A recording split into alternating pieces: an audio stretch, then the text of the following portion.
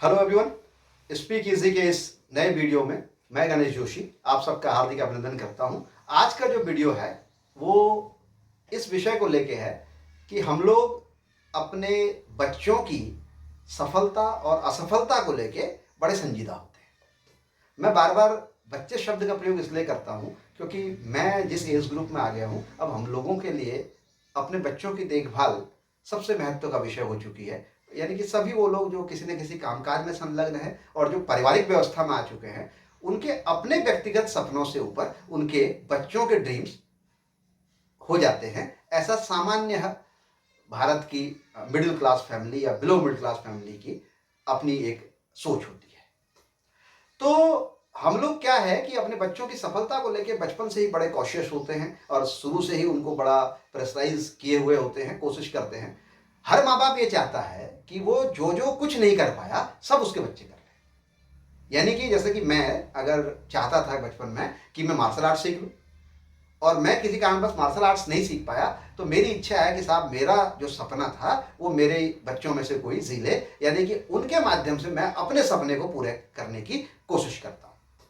ऐसे ही मान लीजिए मेरा बचपन में एक इंटरेस्ट था कि मुझे संगीत सीखना था और किसी कारणवश मैं नहीं सीख पाया, तो मैं ये कोशिश करूंगा कि भाई जो है हमारा बच्चा संगीत सीखे। ये केवल स्किल्स की बात नहीं हो रही है, हॉबीज की बात नहीं हो रही है, ये जीवन में करियर को लेके भी है कि अगर हमने साहब हमारा सपना था कि मैं एक डिफेंस ऑफिसर बनना चाहता था और मैं नहीं बन पाया, तो मैं उस सपने को अपने बच्चों के माध्यम से पूरा कराना चाहता हूँ, जो बहुत व्यवहारिक नहीं है। और ये सभी कई जगह सब लोग इस बात को अक्सर कहते भी हैं लेकिन स्वीकार नहीं पाते।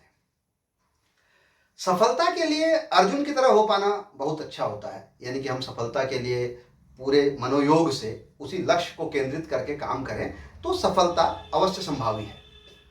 पर दिक्कत क्या होती है कि कई बार हम जाने अनजाने में अपने बच्चों को मल्टीटास्किंग बनाने के चक्कर में उसको कहीं भी एक जगह केंद्रित नहीं कर पाते। और दुनिया में ऐसा कोई फॉर्मूला नहीं है कि आप ही का बच्चा अच्छा डांसर हो, आप ही का बच्चा अच्छा सिंगर भी हो, आप ही का बच्चा एक अच्छा ऑडिटर भी हो, आप ही का बच्चा बड़ी कुशाग्र बुद्धि का हो और वो स्कूल में टॉप भी करे, आप ही का बच्चा एक बढ़िया स्पोर्ट्समैन भी हो। ये भिन्न भिन्न किरदार एक व्यक्ति से जिया जाना मेरे हिसाब से तो लगता नहीं कि संभव है। हाँ, ये हो सकता है कि मैं दो चार मुखड़े भी गा लूँ, थोड़ी बहुत पेंटिंग भी कर लूँ, थोड़ा खाना भी बना लूँ, थोड़ा पढ़ाई लिखाई भी कर लूँ, लेकिन मैं परफेक्शन के लेवल पे किसी भी सभी स्किल्स में एक साथ नहीं पहुँच सकता। परफेक्शन के लेवल पे आने के लिए मुझे अपने मान लीजिए मुझे एकेडमिक पे परफेक्शन लेना है, तो हो सकता है कि अपने एकेडमिक के साथ मैं कोई एक दो हॉबीज मान लिया जाए, मैंने संगीत को इंटरेस्ट ले लिया तो, लेकिन उसमें भी ये संभव नहीं है कि मैं बहुत उम्दे दर्जे का संगीतज्ञ भी बन जाऊं और साथ में मेरी एकेडमिक भी बहुत ऊंचे लेवल की हो, यह पॉसिबल नहीं है। मैक्सिमम लेवल पे तो मैं एक ही चीज पे पहुंचूंगा।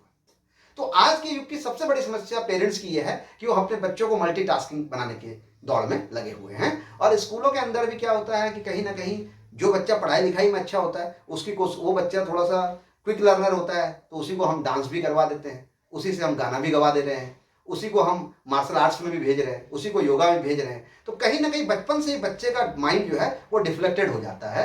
और स्वामी विवेकानंद ने इस संबंध में एक बड़ी गहरी बात कही थी। उन्होंने कहा था कि एकाग्रता एक कला है जिसके आते ही सफलता निश्चित हो जाती है। और चूंकि जब हम मल्टीटास्किंग फॉर्मेट में होते हैं तो किसी भी एक जगह पे एकाग्रता आ नहीं पाती। इस वजह से बच्चे मल्टीटास्किंग होने के चक्कर में वो सिंगल टास्किंग भी नहीं हो पा रहे। इसको थोड़ा सा मैं एक और ब्रॉडर सेंस में जोड़ना चाहूंगा। आज एक मेडिटेशन में एक बड़ा सामान्य शब्द बन चुका है, पुराने समय में बहुत बड़ा व्यापक शब्द होता था। आज डिजिटल मीडिया ने और टीवी ने और तथाकथित हमारे योग आयुर्वेद वालों ने भी, और योग आयुर्वेद वालों ने तो उतना ज़्यादा नहीं, लेकिन सो कॉल्ड जो हमारे स्पीकर्स हैं जो मोटिवेशन की बात करते हैं, जो आपको मेडिटेशन सिखाने की बात करते हैं, उन्होंने इसको ऐसा बना दिया कि मेडिटेशन का मतलब है थॉटलेस हो जाना। यानी कि आपके भीतर कोई विचार नहीं आए, सब आपने आंखें बंद की, अपने आपने भीतर के भाव को झांका, भीतर का दर्शन कर लिया, ये मेडिटेशन हो गया। ये समाधि की उच्चतम अवस्था होती है जहां पर पहुंचना सामान्य मानव के लिए संभव नहीं। मैं मानता हूं बहुत रेयर, कोई बाजा बिरला अगर पहुंचता हो तो मैं कह नहीं सकता इस परिप्रेक्ष्य में, आज के समय के परिप्रेक्ष्य में। मेडिटेशन का मतलब ये नहीं है कि आप थॉटलेस हो जाएं। मेडिटेशन का मतलब है to be in a single thought. To be in a single thought क्या होता है? To be in a single thought है, यदि मैं खाना बना रहा हूं तो पूरा मेरा फोकस इस बात पे होना चाहिए कि मैं कुकिंग कर रहा हूं। और अगर मान लीजिए, मैं उसको ऐसे समझाने की कोशिश करता हूं, अगर आप शाही पनीर बना रहे हैं और आपने सारे रॉ मटेरियल्स को इकट्ठा किया और उसके बाद आपने शाही पनीर बनाने की प्रोसेस शुरू की, सब्जी की कटिंग भी शुरू करी है, तो फाइनल टेक्सचर आपके माइंड में होना चाहिए कि ये शाही पनीर बनने के बाद कैसा दिखेगा। अगर ऐसा आपको दिखाई दे रहा है तो आप मेडिटेशन की अवस्था में हैं। ऐसा ही पढ़ाई लिखाई को लेके भी है, ऐसा ही मार्शल आर्ट्स को लेके भी है, ऐसा ही संगीत को लेके भी है। यानी कि आप अपने महत्तम लक्ष्य को अगर सामने देख पा रहे हैं, जिस भी कार्य को कर रहे हैं, तो आप मेडिटेशन की स्थिति में हैं। तो एक लाइन में यह कहा जाएगा कि meditation is not to be thoughtless, meditation is to be in a single thought.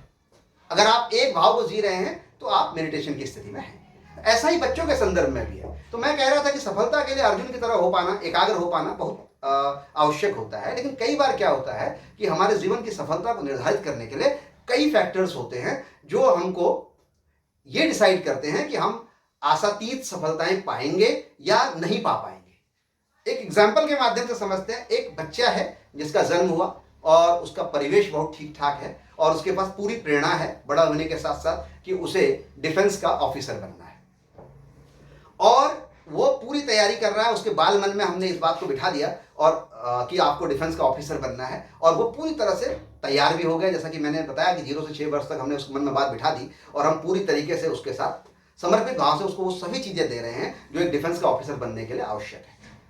इत्तेफाक से वो बच्चा बड़ा होता है और करते करते 12वीं के एग्जाम तक पहुंच गया, और वो 12वीं का एग्जाम भी क्रैक कर लेता है बहुत अच्छी तरीके से, और वो एग्जाम भी क्वालिफाई हो जाता है एनडीए का, और उसके बाद वो सारे जितने भी उसके इंटरव्यूज वगैरह सब क्रैक कर जाता है। वो सारी एबिलिटीज उसके अंदर आ गई।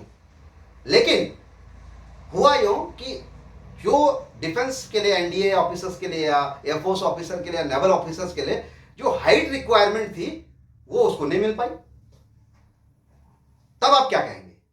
आपने पूरा प्रयास किया, आपने पूरे मनोयोग से काम किया, सारी एबिलिटीज गेन कर ली, लेकिन कहीं ना कहीं जो फाइनल सक्सेस थी वो चूंकि आपकी हाइट उतनी नहीं हो पाई, तो आपके लिए वो अवसर खत्म हो गया।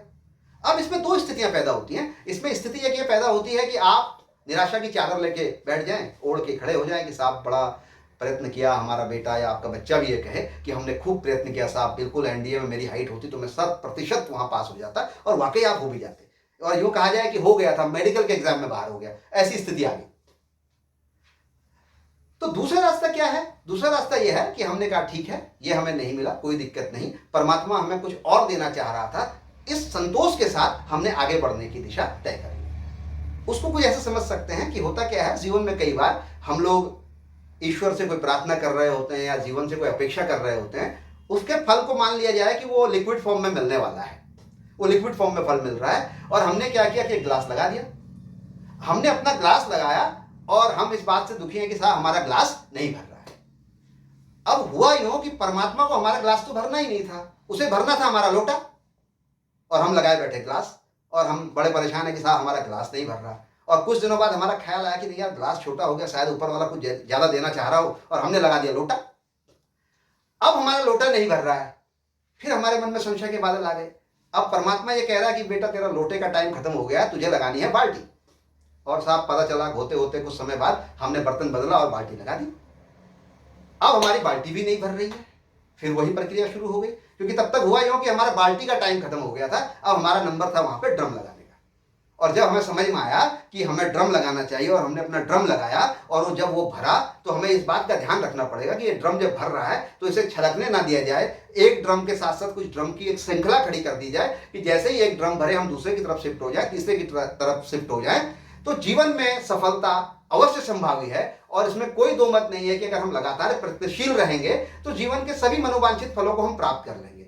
अगर जो हमें मिल गया तो ठीक, नहीं मिला तो हमें इस बात को स्वीकार भी करना पड़ेगा कि ये ईश्वर की इच्छा थी, ये हमारे लिए था नहीं। और ऐसे कई उदाहरण हैं जिन्होंने जीवन में कई प्रयत्न किए, वो चीज उन्हें नहीं मिली, लेकिन उससे ज्यादा बेहतर लक्ष्य उनको मिल पाया। Sachin Tendulkar high school drop out हैं और आज क्रिकेट के भगवान कहलाते हैं, और आज महाराष्ट्र बोर्ड की कक्षा 8 का पहला चैप्टर सचिन तेंदुलकर है। Bill Gates 10th drop out हैं और आज दुनिया के सबसे धनाढ़ व्यक्ति हैं। इसलिए जीवन में अवसर पता नहीं किस रूप में कैसे सामने आएगा, इस बात को हमें समझने की आवश्यकता है और इसके लिए हमें अपने भीतर विश्वास और अपनी कृत संकल्प को बनाए रखना होगा। इन्हीं सभी बातों के साथ जय हिंद, जय भारत।